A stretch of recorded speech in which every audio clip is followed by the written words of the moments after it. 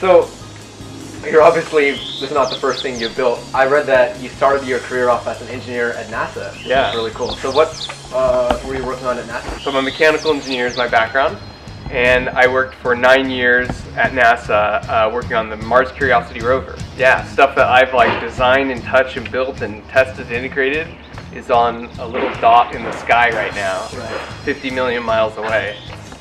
Not often you get, very few people could say they worked on something that's like now currently roving around another planet and still working. And then I just decided while I was there to start making YouTube videos because I like making stuff, and I've just making one a month ever since.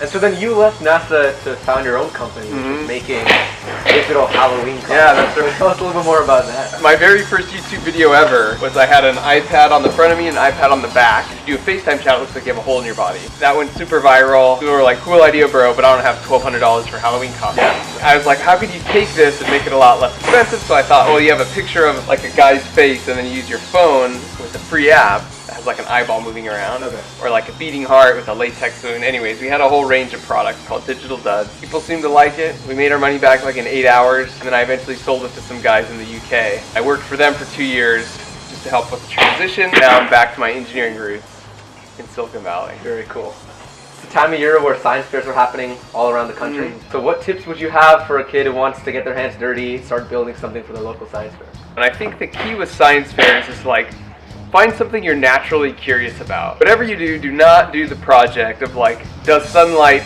or no sunlight affect plant growth? That's just super boring. That's a terrible way to introduce yourself to the scientific method, right? My suggestion would be to like find something like you're actually curious about that you run into every day. Is the 5-second rule really a thing?